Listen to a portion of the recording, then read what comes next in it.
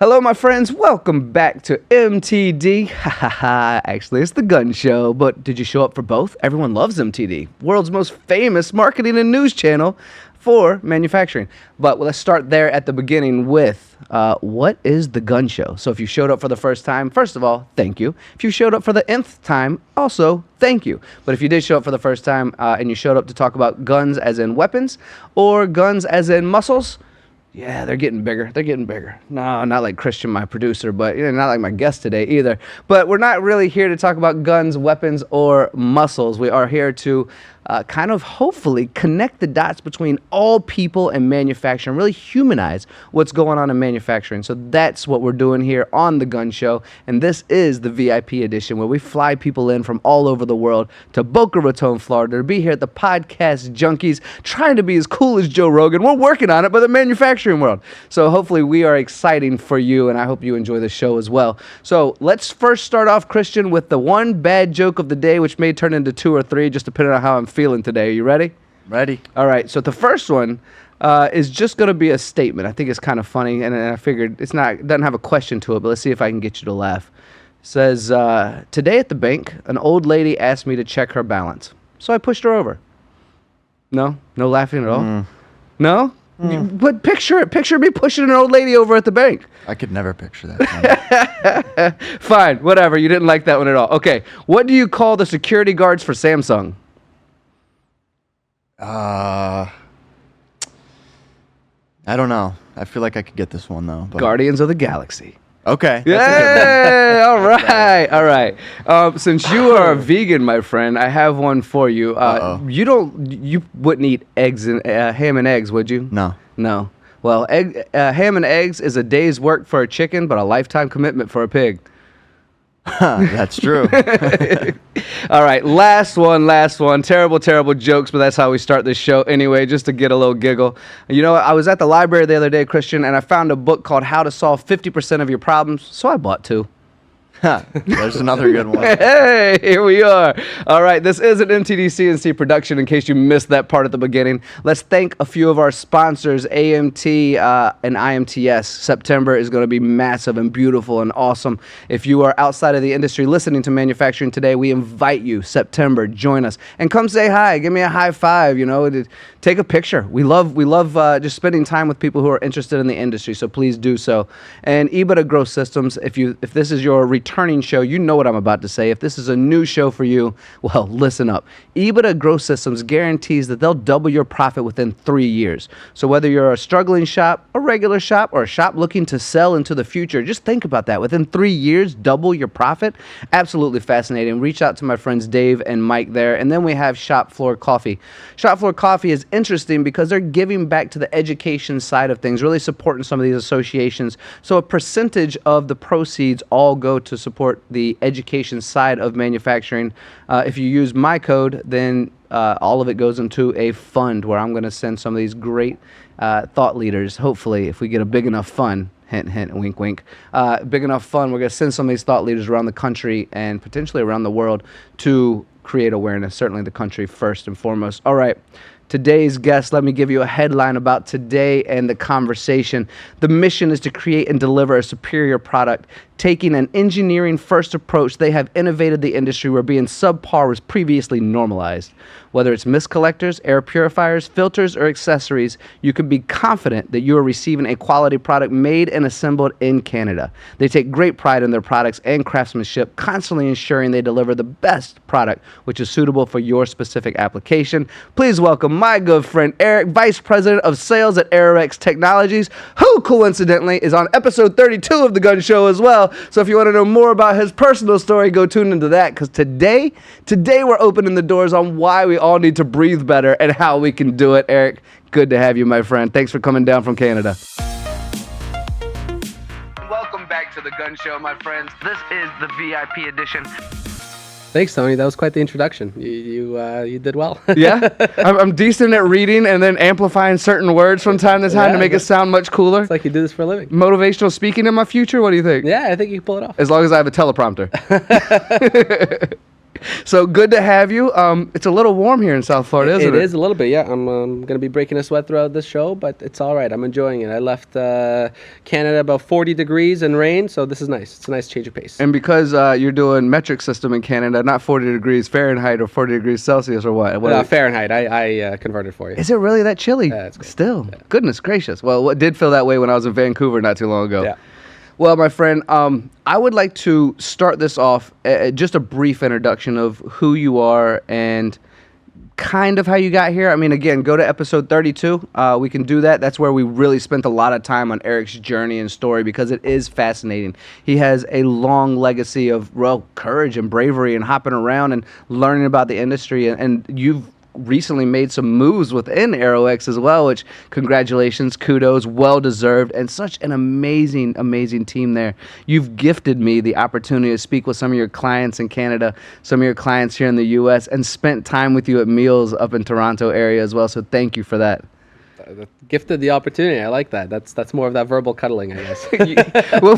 Okay, so verbal cuddling was something we accidentally did before we hit record, and there's like, wait a second, verbal cuddling? That's kind of a cool little saying right there. So yes, verbal cuddling. I like it. Making sure you're taken care of.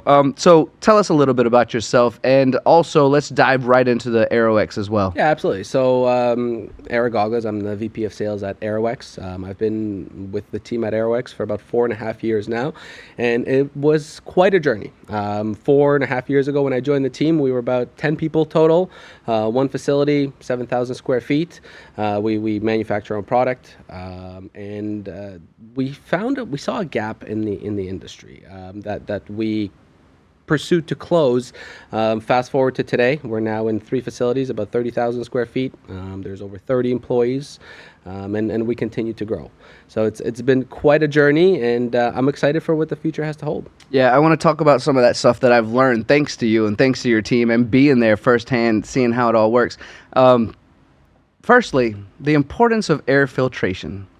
I have been into shops where I cannot breathe or there's smog, or quite literally you could, for those watching on YouTube, take your hands and swim through the smog in a shop. And I am not joking. I've been around the world. I've been to some countries where filtration, air filtration is just not respected like I would wish it would be, as I can't breathe, literally swimming around like that. So from maybe an elevator pitch or maybe a factual side, whatever you want to give, the importance of air filtration and paying attention to this in the factories as we continue to dive into, as I'll bring up later, a little bit of the labor shortage and getting better recruitment, plus the health. And we've talked with John Grimsmo about being healthy outside of work and riding his bike around a lot, and the team does. And so let's just talk about the overall importance. Let's help people understand your lungs matter, bro.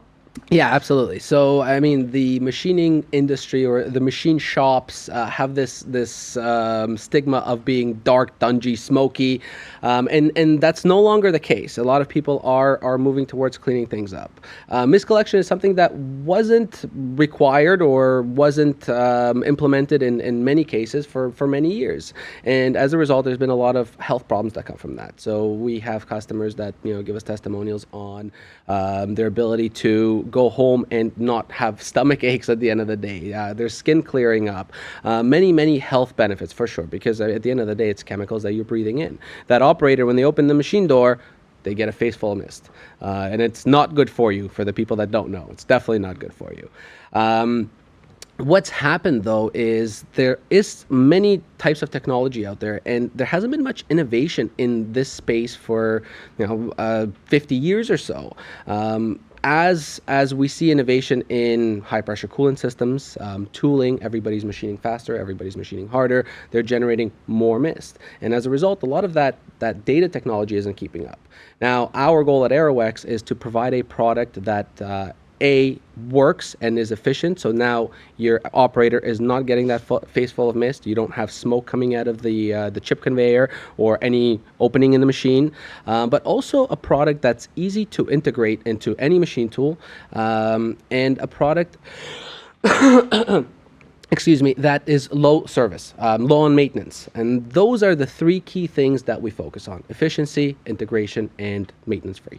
Yeah, those are important to understand. I'd like to start with you, if it's okay, about some of the differences about an industry that has not really let's say evolved. It might be a real kind of mean word to say, but we have to grow with the times. We have to make sure that the 3 keynotes that you just mentioned are there. And I've learned from you, let's just talk about the airflow numbers to start and how it's kind of been skewed. And you guys are like, no, let us pay attention to what this is actually doing. And we'll go into a lot of the other details, and I want to learn about some of the new capabilities that you guys are doing, as I also believe that you are leading the industry right now. I do a lot of studying, and I'm grateful for what you guys are doing. But let's just start with the simplistic understanding that some numbers are fudged, and you guys aren't doing that. Yeah, and that, I mean, it puts us at a disadvantage initially when people are doing, in their research phase. But we are adamant on being honest and transparent. So thank you for that, by the way. So to that point, there are technologies out there that may not use filtration, your conventional filtration or media filter. They're using whether it's electrostatic or centrifugal, and they advertise airflow in terms of the capability of the motor that is in that mist collector. Now, what happens is a lot of the time when that technology cannot keep up with the high pressure coolant system, a filter is added on top. And that fan isn't designed for the static pressure that the filter adds. So all of a sudden what happens, now you get a fraction of the airflow that you're expecting from that machine. As a result, you get smoke and mist coming out of every opening in the machine. And again, that the door opens and the big cloud comes out. What we do is we advertise the airflow of our systems in delivered airflow is what we call it, in the sense that that's what you get when you put the mist collector on the machine with the filter in it. The motors that we use are rated at a much higher airflow, but what we advertise is what you get. I also would like to talk about the fact that you understand this technology and your technology so well, and all your guys and gals out there do, that I've heard stories where some people go, well, I want the big one. I want to suck up as much as I can, and then they're actually sucking up coolant that's necessary for actually cutting parts. Can we talk about kind of the research, the education that your team goes through to make sure that if somebody says, I want the bigger, better to do multiple things, it actually fits for them? Because I think everyone out there who's a part of our industry, I mean, how many times does someone go to an Amazon and go, that probably works for me? Or, goes online and goes, that it's just filtration. I can just pick whatever I want. Yeah. There's so much more to it, right? Yeah, so there are 2 sides to that. The first side is, like you said, there are people that look for the lowest cost product and they say, hey, filtration, check the box, moving on. The other side is the people that want everything oversized. Turn it up to 11. We talk about high pressure coolant and oil systems, and that happens, and that's not necessary a lot of the time. Even a lot of the OEMs with machine tools will say, hey, you don't need to have this at maximum pressure.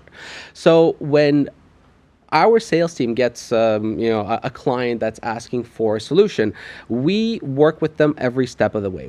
We determine what is the machine tool that you have, what is the shop setup, and we give them different options. Whether you want to machine mount a mist collector, we size it appropriately. And as much as sales loves to sell, we will not sell you something you don't need. So to your point, we're not going to sell you an oversized piece of equipment that won't do well for you, because it's going to suck more coolant than it needs to, and it's going to load those filters. The key is it's a balance of airflow, the volume of air it's moving, and the velocity, how fast that air is moving through the suction port. What you want to do is you just want to overcome the expansion rate of that mist to prevent it from escaping from the machine, and no more. Otherwise, you're going to increase your maintenance. That makes sense when you say it out loud. But everyone goes, I want bigger, better. Right. You said 11, maybe even turn it up to 100, right? My dial goes to 100. But you're right. And Christian, I'm going to ask you a question real quick. If you want to turn on your microphone, I'm just going to present you something, because you're outside of the industry. You're not in manufacturing, but we have a labor shortage. You've heard me talk about it all the time. I think that's not just a U.S. thing. That is a world thing. And it's probably just more than manufacturing, if I'm being honest. There's a bottleneck of certain industries that could use some more help. But I want to present a question to you. From the outside looking in, if you decided, you know what, all of this podcasting that Tony's been doing and Erik has inspired me today, I'm going to get into manufacturing. I'm going to change my career, no longer be a producer on podcasts, and go into a machine shop. What would attract you the most, and maybe what would deter you the most, if I present you with some of the coolest, latest, and greatest robotic automation, or some of the really cool 3D printing where you can make some stuff, and also a machine shop that is clean and you can breathe and you have a floor that you can potentially eat off of, quote unquote, as they say? What areas of this do you think would be important for you, saying, I'm going to go to this shop versus this shop? Personally, I've always had an interest in like knife making and stuff like that. So it might be something simple. You know what I mean? Like that. Robotics are cool too, but that doesn't. I feel like it. Creating cool knives or something interests me more than that even. So I think that would be my answer, even though that's probably like on a lower tier of. That's all right. It's a good understanding. Advancement of manufacturing. But that's a good way to explain it. So what I want to do now is take that. You're making cool ass knives. In fact, our friend John Grimsmo does that as well. You're making some cool knives right now, and you got two shops across the street from each other. One of them is foggy and smelly, and your girlfriend won't even look at you when you get home from the shop because you smell bad from this stuff. And the other one is clean and pristine. What shop are you going into? Obviously the clean and pristine. I've obviously presented it that way, yes. But I think it's an obvious answer for everyone. So Eric, let's talk about not just necessarily from the clean filtration side of things, but that's certainly where I want you to focus on the advantages of upskilling our people and inviting people into our factories, which definitely include technologies and filtration and clean environments. Yeah, I think you nailed it here with somebody that's not in our industry. Optics is a big factor in decision making when young professionals are looking for a place of employment. When you walk into a place where you can't breathe, it's smelly, it's oily, it's slippery, and you walk out after 5 minutes smelling like coolant, and those clothes are going to smell until you wash them a couple of times. Or burn them. That's right. And then you walk into another facility, which there are many of today, that it feels like you're in a hospital almost. It's clean and you can eat off that floor. Let's use John Grimsmo's shop as an example.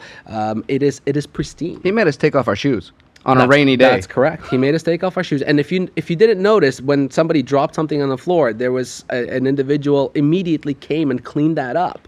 And I think that's very important for many things, because these are the foundational things that makes a great manufacturing company. If you take that kind of pride in your facility where you make your product, that's going to show in the product that you're making.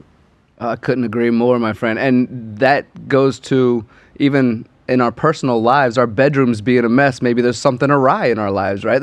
And don't get me wrong, they do say that geniuses' desks are messy. So don't let me just My desk is quite messy. Is it really? But the idea and the concept of you take pride in all things, and Grimsmo's a great advocate for that. I want to slide into, and I want to get into some of your newer, exciting technologies, because this is going to be new for me as well, and I'll probably have an hour and a half of questions to ask you about the new stuff. But I want to segue from that, from a previous conversation we've had. We were up in Canada, and you took me into a shop. Was it KPT? Is that the name? Yeah. You took me into a shop, and they had this big, bulky, sexy, old filtration system that has been there for a long time. And I bring that up. 17 years, Chris said. 17 years. And I bring that up because you guys have gotten extremely popular over, say, the last 2 to 3 years. And some people think you've only existed for the last 2 to 3 years. And I want them to understand, no. There's far more research, R&D that has gone into the growth over the last 20 years? 25. So we were established back in 1998. So 25 years. It's not just an overnight success that people are now seeing everywhere as you've done a really great job, might I add, but as your partnerships grow, as we see you everywhere, even people private labeling your product because it's so good and you'd never know it's yours, but they're taking advantage of how great your quality is. So let's talk about a little bit of the legacy of the company, the growth in today, and then let's move into some of the new exciting stuff. Yeah, absolutely. So as I mentioned, we were established back in 1998. So we've got 26 years of experience. Wait. The 90s were 25 years ago? I got to get out of here. Oh, my gosh. Yeah, we're all old. So we have a lot of experience in the industry, and you're right. Lately, we did do a big push in partnerships in standing on a mountain and screaming, "We're here! The technology is here, and it is affordable." And that was really our goal: is to bring superior depth loading fiber bed filtration technology that is widely used in Europe at an affordable price. That was the gap, and we were able to close that gap. So now our customers can enjoy technology that is maintenance-free, technology that gives you clean air, actually, at a cost-effective price point. So for a very long time, we were really in our Canadian market.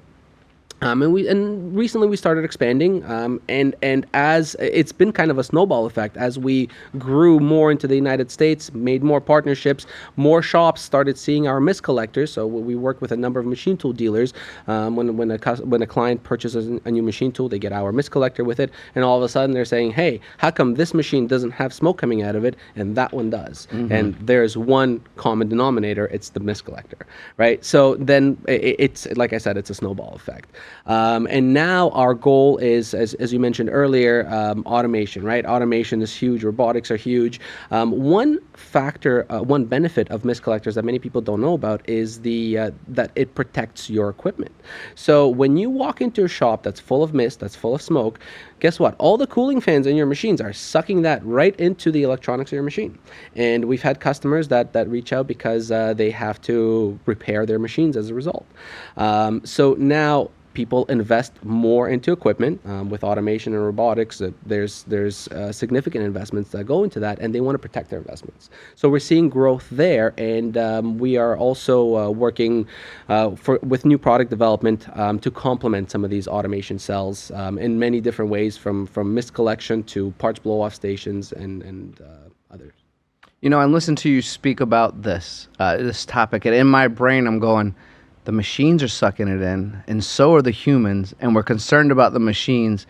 Well, we're machines kind of too. Maybe we should, going back to that other point, we're all breathing it in, and at the end of the day, it's wonderful to have the right partner that takes technology from other places in the world, makes it affordable and convenient. I want to circle back toward the beginning of this conversation when you mentioned kind of your three pieces that were important, right?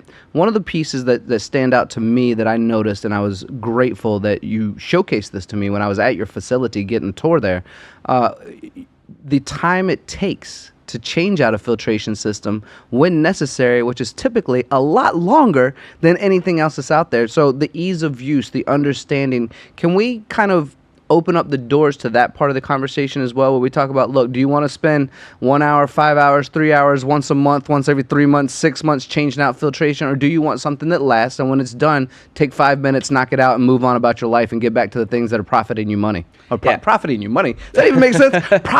Profiting your company. I get that. So absolutely. And every product that we design and make, we do it with the user in mind. Because we are very hands-on. We're a very hands-on team. So myself, I've been through numerous installations. Our entire sales team, the training process is to go through installations and install these mist collectors. So if a sales professional can do it, anybody can do it, right? That's what we say, isn't it? That's right. I mean, it tells us something about ourselves, but it also tells other people. That's right. But it's also important to make it easy.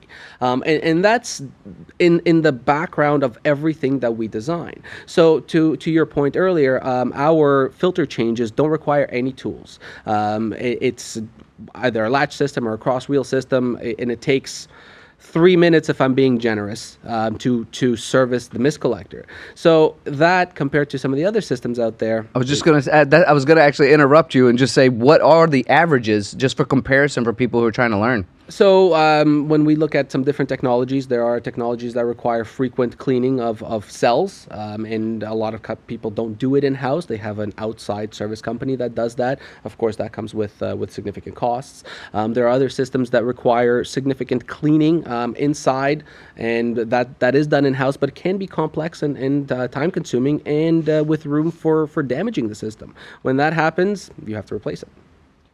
It's yeah, I mean, I think about, you describe these things to me, and I've known you for a few years now, and I've known this technology for a few years, but why wouldn't just everyone go with Aeroex? It just seems to make sense to me. Well, and that's what we scream off the mountain top. But I think a lot of it is brand recognition, right? You've got oh gosh, that's so important. We've all figured that out, right? But you're doing a great job at that, I might add. Thank you. And what we're trying to do is share our information, because it makes sense when you learn about it. Yeah. So, in our world today, I would say that 80% of the buying journey happens before a potential client contacts you, right? With the Amazonization of the world, everybody is a procurement professional. So I know when I'm looking to make a purchase, I research it and I narrow it down to 1 or 2 not one, but 2 or 3 products, let's say, and then I will contact them and have that conversation. I think that's happening with most people now as the younger generation moves in, and we have the tools to do that. So our goal is to share this information during that research phase, make it available, and brand recognition is a big part, because you need to be one of the brands that's being considered in that phase. Yeah, and actually, I want to thank you for that statement. For everyone out there, that's one of the reasons why people work with MTD, is because 80% of the decision making is done before they contact you. Everyone is doing the research online, whether it's Google or YouTube or whatever it might be. They're researching. When they give you a call, they pretty much know the answers, the questions, everything they're supposed to receive. It's just pretty much cost and lead time. I've learned that now. Thank you for your friendship also, and thank you for saying that and doing my job for me so I don't have to. At EBITDA Growth Systems, we guarantee to double your value in 3 years. Well, instead of telling you about a guarantee, how about if I tell you a story? We had a shop owner come to us at an event saying, I'm not sure if you can help us. He said, we have our credit lines maxed out in our business. I have a second mortgage on my home, it's maxed out. I'm not sure what to do. I have a payroll coming up next week and I don't know if I'm gonna make it. Can you help us? We said we weren't sure, so we came in and we came alongside of him. In 18 months, he went from not having any money to having over $800,000 in the bank and having a 6 times exit what his value was at that day. And now he's living a life that he always dreamed of with his family. And it's fantastic, and that's what's really rewarding for us, and that's what EBITDA Growth Systems is all about. If you want to know more about EBITDA Growth Systems, go to www.ebitagrowthsystems.com, EBITDA growthsystems.com, and go to our contact page where I will reach out to you personally. All right, I want to talk now about, and you've touched on it a little bit, but I know you wanted to highlight some of the new things that are going on, right? And is there any, as we're on the top of the mountain shouting, let me just offer you this bullhorn, right? And shout a little louder. What's new? What's the latest and greatest? I know you'll be at IMTS, right? That's right. What can people look forward to? What are you working on? Anything that's current that people can get into that's exciting? And then potentially what you can or cannot let people know about for the future. That's right. So I don't want to give it away yet because it is quite exciting. So we're working on, as I mentioned, automation, systems that complement automation cells. There's a lot of research and development that's going into that right now. We're working with some of our great partners that are end users of the product. And really what we do is we ask, hey, what do you wish you had in this automation cell as it relates to coolant management? And when I say coolant management, coolant that escapes from your machine. Mm-hmm. And you take that feedback and we work together with our customers to give them what they need. So we will be unveiling some new products at IMTS, and we're also working on innovating or improving our existing product lines always through feedback from our customers. So there's going to be a lot of really cool things coming out Q4 this year. Stay tuned, and please, IMTS, if you're not going to be there, everybody who's anybody in our industry is going to be there. Come by our booth. It's going to be very exciting. And if you can't go by the booth, but we also invite you, just like Erik just said, we'll make some videos for you, I promise. Let's stick on the term and the keys and the notes of automation. And I'm going to ask a question that I don't know the answer to, but I'm very curious about. And I don't even know if the audience is interested as well. But we have some friends in the industry, a friend of ours, Shannon, who works for Firetrace. Mm-hmm. When I see certain materials being cut, I know there's a high possibility that we can start a fire. We know that when we're doing automation, oftentimes we're trying to do automation with nobody in the shop. And if it's not nobody, it's a skeleton crew. Does the filtration systems, this escaped mist that's kind of floating around in machines, does that also create some of the issues that Firetrace helps support when it comes to running 24/7 through the nights without people, trying to prevent fires? I guess what my question is does an excess of coolant that gets out of the machine or from the machine that's not being demisted correctly, does that also lead into some of those issues besides the fact you brought up earlier, it's sucking in the stuff, which can lower the life of the machines, and if we're spending millions of dollars, what a waste. Let's invest in a filtration system. But does that also stimulate the environment for fires? So if you're talking about oil mist, finely atomized oil, yes, but generally risk of fire will be inside the machine. I would say that the mist collector won't impact that outside of the machine. Okay. I will say that when it comes to automation, let's use an example for a second. So you've got a robotic cell, you've got multiple machines, and you've got a robot arm that's moving, putting blanks in and taking ready parts out and putting them onto the next process. If you don't have a good way to clean those parts in between each step, you're now dealing with chips, you're now dealing with coolant all over the floor that can eventually potentially damage the robots because it is going to drip all over the place. So what we're working towards is we're working to add a way to clean these parts in between each step, and we're doing it in such a way that you're not losing control of the part, because in high precision manufacturing it's very important to keep that control. So the robot wouldn't place it somewhere and then go on to the next thing and pick it up, because every time you let go of that part you're losing control of it, and you're introducing potential defects. So that's what I mean when I say automation. We're working towards providing a really good setup for cleaning of parts. I'm going to ask you another question. Hopefully you're able to answer this. I want it to be authentic and honest. When someone's setting up an automation cell, on average, where do you think this filtration comes in on their importance list? It doesn't. It doesn't. So we at are all. honest about that, Yeah. but it's important. That's right. And that's something they realize after the fact. That's something they Yes. realize when they already have it in place. So, for example, we visited a client recently, and they're grinding glass. Ooh, that yeah. sounds bad for the lungs if you don't get it cleaned up. That's right. And everywhere in this robotic cell, I mean, they have to dress their robots in protective shielding, and everywhere in the robotic cell you've got a coolant, and then also this granulated glass. So we're working towards providing them a solution so that it's contained. Where does your passion come from, Erik? I'm curious. We've gone through this whole thing. I've had you on the show a couple of times now. We've been friends for a long time. You have an infectious passion about you that makes me want to care more about my lungs. You even went for a run this morning in South Florida, just breathing in the fresh air. Oh, that was amazing. You lived in Vancouver for a little while, where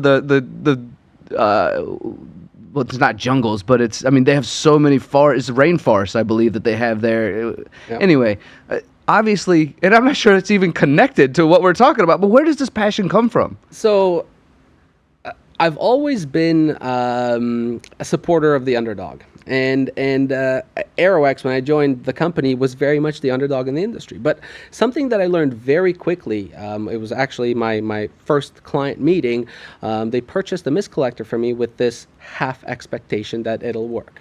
So they made an investment and thought to themselves, this might work. I'll try it because what I have now is so terrible.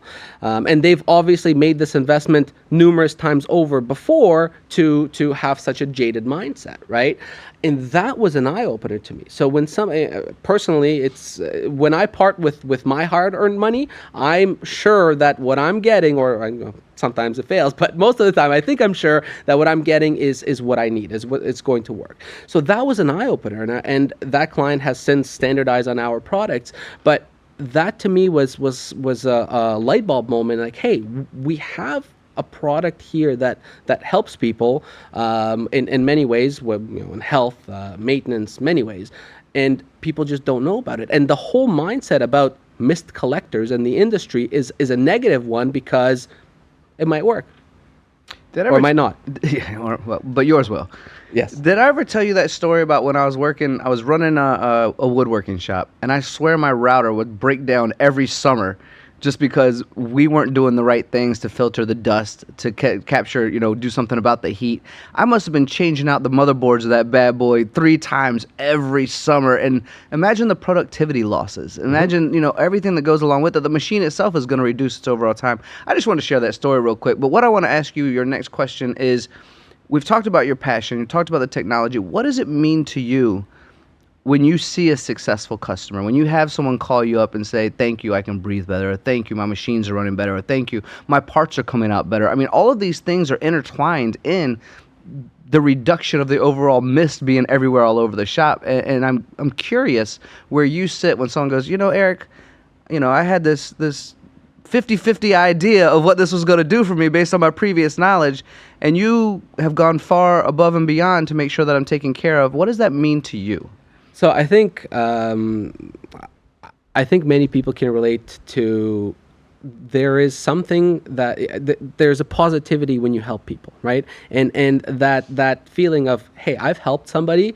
That's what it is I've given somebody a better way to do something. I've given somebody a better way to run their shop. I've given somebody a way to clean up their facility and allow them to attract new talent, allow them to reduce the maintenance on their machines, allow them to not go home at the end of the day and have a stomach ache, for example. So all these things, it's a very nice, I can't describe it. Words are hard sometimes, but you've helped somebody. Just like when somebody calls you and says, hey, Tony, thank you for bringing my company out there and putting all these eyes on it. It's you've helped somebody, right? Being honest, if that didn't happen, I don't know if I could continue. It's exhausting, but knowing that we're helping people, yes, and being a part of that journey with them, I love the feedback. So if anyone's out there and I'm doing a good job, please let me know and give Erik a call as well. If he's helped you out, we leave it in the comments. We love hearing positive feedback. I think many of us operate under the presumption that no news is good news, right? And that's what we're used to. But that positive feedback goes a long way, for sure. No news to me is like, what did I do wrong?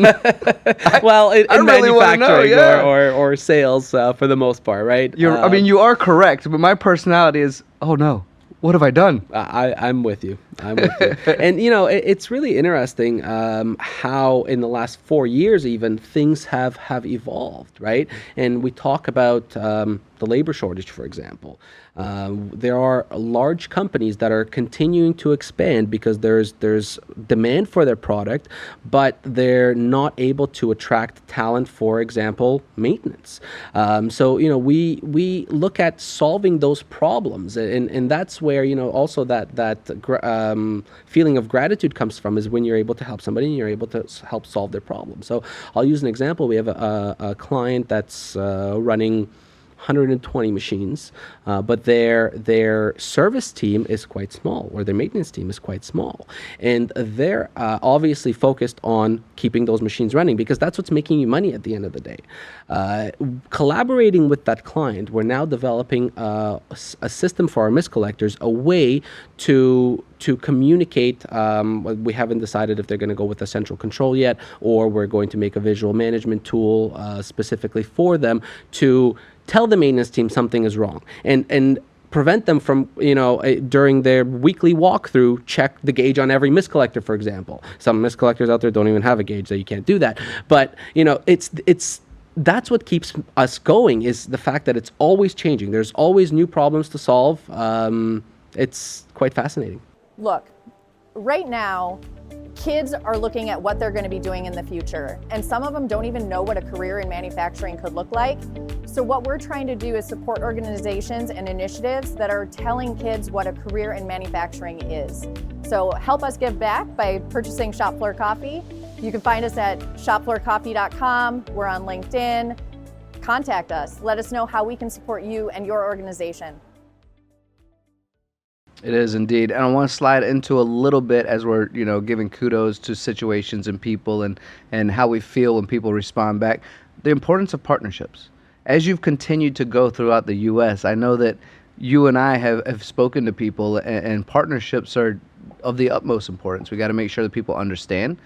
We got to make sure that a lot of these partnerships, filtration isn't the, let's say, the big money maker or the big focus, but is so necessary in shops that we need to make it easy for them to integrate as well. We've heard this firsthand from some of our friends in Michigan, right? So let's talk about the importance of partnerships. You're welcome to give some shameless name drops if you want. Totally up to you, but the importance of partnerships as you guys continue to grow at a unprecedented rate, thanks to you and your stable team. Shout out to Sean and Marcus as well, by the way, while we're at it. Thank you. So obviously we wouldn't be able to do this without our partners. And What we do with these partnerships is, again, we learn about what's important for you as an organization, whether you are a industrial air purification company that does everything air purification, whether you are a machine tool dealer or an OEM. We learn what's important to you from your perspective to give your clients what they need. And integration is a very, very big topic because many products out there just give you their product and say, Good there you luck. go, figure it out. Yeah. We don't do that. A good example is we have over 100 different machine-specific mounting accessories at this point that we collaborate with our partners to design, and then we catalog and stock. We'll talk about the delivery times a little bit later, but that has been a big part of our success, just making it easy for our partners to give their customers a good product. So let's go right into delivery times, as you said. We'll talk about it a little bit later and make sure that we cover that topic because, again, going back to the last few years, I'd make the discussion that customer service in a lot of areas has dropped. A lot of the hotels I check into, sorry guys, it's true, sorry. And delivery has been a struggle, certainly from things that have come from other places of the world, which is why reshoring and nearshoring with Mexico and Canada, where you are, has been a big part of U.S. manufacturing as a whole. So let's talk about lead time and that importance. Yeah, so I think we touched on it a little bit earlier when we talked about the buying journey of today's purchasers, right? So that research phase happens, and then it comes down to price and lead time, right? And a lot of the time, one overshadows the other because you need a solution right now. So what we've done at a time where you get less for more, and whether it's customer service, I think everywhere we're experiencing the squeeze, let's call it. You pay more, but you get less because everybody's looking for more profits. Where's the juice? We're squeezing it. Where's the juice? That's right. So what we've done is we realized the supply chain issues, and we threw money at it in terms of inventory. We stock at any given time over 200 mist collectors of various models, and you've seen that at our facility. I was going to bring that up as well, actually. It's great. And all the accessories to go with them. So when a client calls us and they need a product, 90% of the time, they're going to get it within 1 to 3 days. Wow. That's what's important to us because I know, let's use Amazon as an example again. If it's not Prime, I'm not ordering. I want it tomorrow, right? Or even today. I placed an order today for some things I need tomorrow. There you go, right? So it's important to us. Also, many people now in decision-making positions are wearing many hats. So if you're able to solve this problem and move on to the next one quickly, that's what you're going to want to do. Right? You don't want to circle back to this 6 weeks from now and get your mind back into the mindset of, okay, I need to now install this mist collector or get my guys to do it or whatnot, right? You want to move on to the next thing. And we're very much understanding where things are going because we're living it too. And it all goes back to that we have the mindset of what our clients would want because that's what we would want. So that's in everything that we do from initial contact to the product that you get is we treat you the way we want to be treated. Honestly, Eric, I would make the claim that a lot of folks say it, but backing it up is the difference. And you guys back it up. And I have been into your facility to do that. And I think if I sat down on this podcast with a lot of folks, they go, whatever you want, we'll do it for you. We want the same thing. And it's kind of synonymous with trying to make a sale, right? But at the same time, you tell someone a truth, and that truth doesn't come true, that might be the last time you do business together, but you guys are brilliant at that. I'm going to ask you in just a minute any questions that I didn't ask you today about yourself, the technology, the future, anything that you'd like to kind of summarize this podcast about that I haven't asked you, and just kind of leave you that floor. But in order to give you time to think about what that might be, I kind of want to bring up our fun little partnership we've had on Shop Rescue recently, and those Priest brothers loved your product. We popped it on the top of one of their Haas machines, showed it a bunch of videos. We loved having you as a partner for that, and they enjoyed the technology as well. And I thoroughly enjoyed that because our conversation initially, they thought, hey, do we even need one of these? Right. Right? And now the results speak for themselves. So that was a really, really cool project I enjoyed working on. So thank you for giving us that opportunity. what we haven't talked about, something that's really exciting that we're going through now is expansion, right? As the growth of our company, as I mentioned earlier, we went from 7,000 square feet in one facility, 10 people, to 30,000 in 3 facilities and about 30 people. Congratulations. And now we're at a point where we need to continue expansion. So something we are planning on in the near future is bringing a facility into the United States.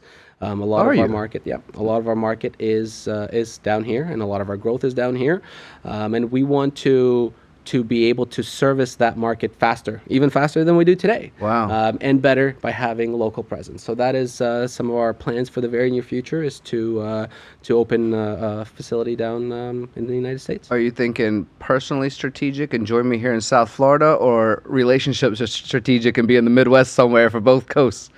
So I'm thinking both. I think one might trump the other, but there's definitely a lot of consideration that goes into it from every aspect.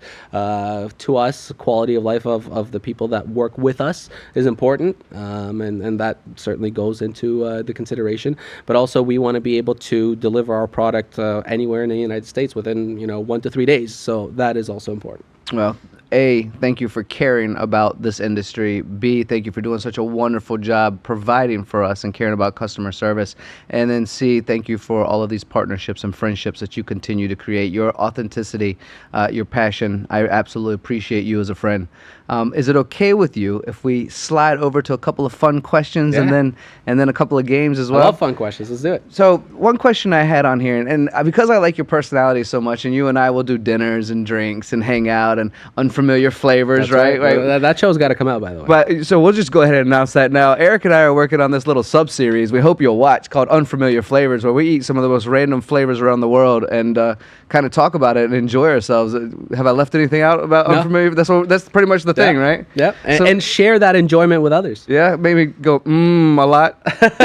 Yes, but also, you're very articulate and good with words, so I'm going to lean on you there to try and describe what we're experiencing to the audience. Oh, good grief. Good luck. We're going to need some. I'm going to need a read a thesaurus or something. We're going to need some help with this. But yes, unfamiliar flavors. We're going to work on that. We're going to be nobody can be Anthony Bourdain, but to mimic-ish his philosophy and food habits, right? Well, what a brilliant man that guy was. Yeah, and I think it's important to bring personality to all of this, Yes. right? I think a lot of people get tied up with the day-to-day and hitting goals and profits and everything else, and of course all of that is important. But we're all people and we all have personalities, and I think that we now with social media and influencers, we now have the ability to communicate that and to show people that, or show the audience that there are real people behind all of this, right? There are real people making your things, folks, and we're That's not right. as boring as you might think just That's because we're right. good at numbers. Not me, per se, but people out there are good at numbers. All right, a couple of just generally fun questions. The first one I have here, which I think is kind of neat, is how would you explain the importance of manufacturing to a 5-year-old or a young person or Ooh. just someone outside of the industry, Yeah, right? I think today that's easy because 5-year-olds and young people all love TV, and they all love to get into their cars and go to a cool place. So whatever perspective you want to look at that from, you can if you take that away from them and say, hey, without manufacturing you wouldn't have that, there's gonna be a lot of questions. Yeah, I would. Yeah, I would. I think somewhere in one of my conversations, whether it was on a recorded something or just off air, we were just like, just take the stuff from them. Yeah. Take their cars and their phones and their Yep. TVs and the. Well, my planes. 5-year-old doesn't have a phone. I have 3, 6, and 8, and none of them have a phone, and that's important because I think there's a lot of stuff out there that these kids should not be. Well, then take their little mini big wheels or mobile. Anyway, Yes, let's not be mean to the kid. Maybe it's a fault. My 12-year-old does have a cell phone, and she's had one for a couple of years. But I'd like to think she's somewhat. It's just an excuse. I think even Bill Gates said, "Don't give your kids phones." Anyway, next little fun question. Let's see here. There's a few on here I want to ask you. I just don't have time for all of them. What would a manufacturing Olympics look like, and which event would you win? Whoa. Manufacturing Olympics. So I think It's kind of fun and creative. Yeah. So I think you've got speed, right? How fast can you make something? You've got precision. How precise is the end result? And you've got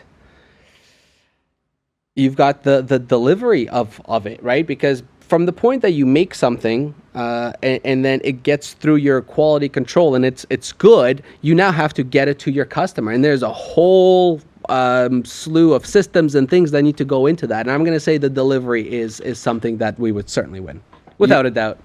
That's really cool. And now you've given me some ideas for our friends at IMTS. What if we put a couple of folks against each other that could design and then cut or print, depending on what route we want to go, and then deliver that to someone in the audience? Yeah, that's kind of fun. That's a cool one. And when we talk about like a one-off delivery, that's not that complicated, right? But when we talk about it on a mass scale, as Elon Musk said, right, it's hard.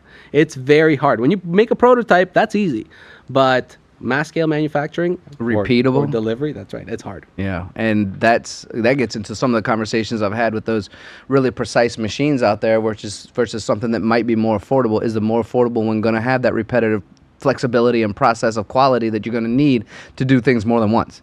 A prototype shop is completely different, and that can be fun. You can make adjustments, make some offsets, just measure the tool inside the machine, even with calipers if you want to, right? Yeah. There's just so you're right about that. All right, you want to play a couple games now? Let's do it. All right, so 2 truths and a lie. I will warn you, I am terrible at this. In fact, I'm so terrible at this, I was on here the other day, asked the same question, and they didn't understand the game quite as much, and they gave me 2 lies and a truth, and I still got it wrong. All I had to do was guess one lie, and I picked the only truth. So I'm probably going to fail here. Christian, back me up. How bad am I at this game? I mean, awful, right? Well, you nailed it last week, or actually this week, but with that is the first one and the only one, though. Yeah, so keep the streak going, I guess. Yeah, right. We'll see how this works out. All right, did I mumble enough to the long-winded sentences enough to give you time to think about 2 truths and a lie? Yeah, the lie is the hardest one always, I think. All right, so let's try this. Before I know I look young, so this might be hard to believe. Before joining Aeroex, I had a 14-year-long career in logistics. Impossible. That's a lie. Marcus and I have a rally track where we like to spend our free time. I hope that's true. And I want to get an airplane. I feel like there was enough hesitation for the last one, Christian. What do you think? That one has to be the lie? I mean, I feel like Erik would do well with an airplane. He's traveling all over the world right now already for I'm on planes almost as often as you are. Yeah, you may as well get a plane, but the first one seemed pretty specific, unless he goes like it was 13 years instead of 14 years, which people trick me on. That's kind of cheap, though. That will be a cheap, but people do it. People do it to me. And then the second one, I want that to be true, so I'm not even going to guess that one. I'm just going to pretend it's true. Which one are you going with? Probably the plane. Oh, I don't know. He's not a good liar. We know that, but I'm not good at this game. I don't know. I think I'm going to roll with you on this one. The plane? Yeah, because you had a good track record. But most people want the plane. Yeah, most people do. I'm still going to go with the plane. Which one is it? Yeah, I set you up. They're all truths. Oh, how cheap. So I'm starting my private pilot's license lessons next month. Awesome. Well done. And we do have a rally track that we like to spend our time at. And I think that is a great opportunity for some content. So stay tuned. Yeah. Some smoke bombs, some sucking in the tire smoke, some spinning some wheels. Mostly just fun and destruction. Okay. And yes, I did have a full career in logistics before this, which is where my passion for getting something to our customers as quickly as possible comes from. I didn't know the exact number, which is why I thought you might be tricking me, but I knew that part about. That would have been too cheap. I just went with the truth. So. Thank you. Well, 3 truths is okay. It just proves you don't want to lie to me, and I'm okay with that. There you go. That's what friends are for. Okay, I got a 1 through 40 on here of would you rathers, and obviously we're not gonna do 40 of these bad boys. We'll just do a couple, but just pick your favorite number 1 through 40. 6. Number 6 it is. So, would you rather develop a new eco-friendly manufacturing process or improve an existing process to double its efficiency? Improve an existing process to double its efficiency. Yeah. Yeah, and I think that you can get eco-friendly benefits through that. Oh, I see what you've done there. Yeah, if we're going to be more efficient, we're That's going to right. double down on the eco-friendliness. That's right. Oh, goodness. You've done it. You always know how to win. All right, second number. I got to keep messing with you. It's fun. I like it. Second number? Let's go with 9. Number 9 it is. Would you rather work in a noisy but exciting steel mill or a quiet, clean semiconductor lab? Noisy and exciting. Yeah? I think the quiet would just it would just get boring. I need the action. Yeah. That's what keeps me going. And going back to, I'll tie this back into Aeroex.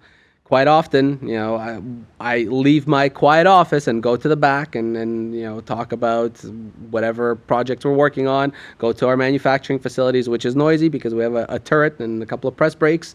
I need that action to switch things up. Is that why you have all the kids around similar age as well? So just a little bit of chaos at 3 home? kids and 2 dogs. I don't like free time or quiet time. There's no inner peace for you. No. Well, that concludes the podcast itself. It concludes the games. I absolutely appreciate you. Today we have a really delicious scotch.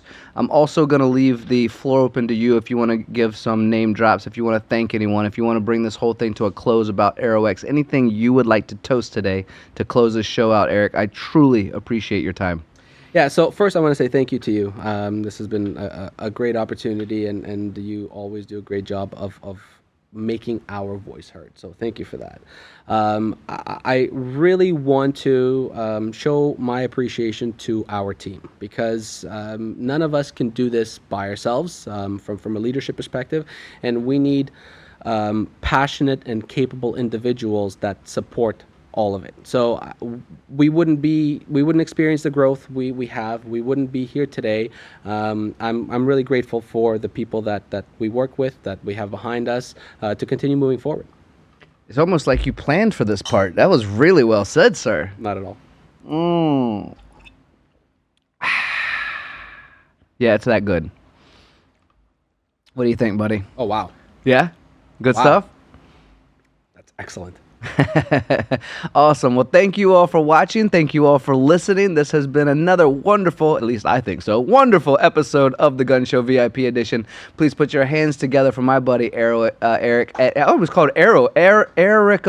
I was combining It's the close. two Yeah, words. yeah, I can see But that. yeah, please put It's your a hands Scotch. together for already just one sip. Goodness gracious, what a little weak sauce I am if I'm already jumbling my words from one tiny sip. Anyway, let's put our hands together for Erik. Erik, you've done a wonderful job. We appreciate your time. For everyone watching, we know how valuable time is. It's one thing we cannot manufacture or get more of. So if you've shared a small piece of it with us today, we truly appreciate you. Thank you all, and we will see you again next time.